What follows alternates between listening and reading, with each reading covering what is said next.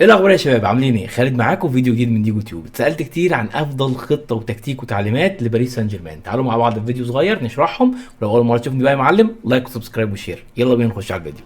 يلا نقول بسم الله الرحمن الرحيم ونخش على الفورميشن. واحنا بنلعب او انا بلعب بخطه 3-5-2 في باريس سان جيرمان. خطه بتبقى هجوميه وجميله، وبص بتلاقي اللاعيبه كلها طيارات على الجون.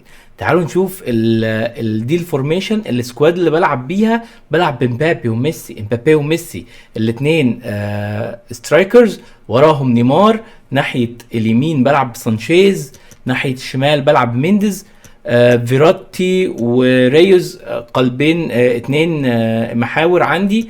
قلوب الدفاع بتوعي كيمبيمبي ناحيه الشمال، راموس في النص، ماركينيوس ناحيه اليمين. تمام، دي السكواد بتاعتي اللي بلعب بيها. نيجي على التاكتكس، ودي اهم حاجه. انا بخلي اول حاجه الديفنسيف ستايل، بريشر اون هيفي تاتش، الضغط بعد لمسه قويه. نيجي على الويدث بخليه 44، على الديبث بخليه 60. نيجي على البيلد اب بلاي بخليها بالانسد، والتشانس بخليها دايركت باسنج. بالنسبه للويدث بخليه 40. نيجي للبلاير انبوكس في الخطه دي انا بخليهم 7. نيجي بقى للكورنر والفري كيك بخليهم 2-2.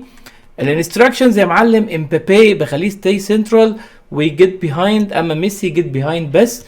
نيجي لنيمار بخليه جيت انتو بوكس تو كروسنج فور كروسنج يعني، ونيجي وبخليه كوم باك تو ديفense اولسو. نيجي للاثنين الوينجات اللي هو ميندي وسانشيز، الاثنين بديهم كوم باك تو ديفense عشان يغطوا الوينجات، يرجعوا كانهم باكات، فتقلب معاك وانت بتدافع ل5-2-1-2.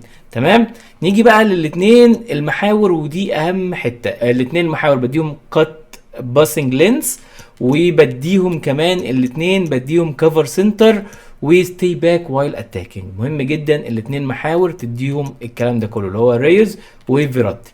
اوكي، نيجي بقى لخط الدفاع او قلوب الدفاع، ما بدهمش اي حاجه، بس هم زي ما هم كلهم ستي باك وايل اتاكينج وما بيتحركوش اصلا. الخطه دي حلوه جدا وهجوميه جدا، ومع باريس سان جيرمان رائعه. بس لو انت عندك مشاكل في الدفاع خلي بالك شويه. ولو اول مره تشوفني بقى يا معلم لايك وسبسكرايب وشير، واشوفك فيديو جديد من ديجو تيوب. سلام.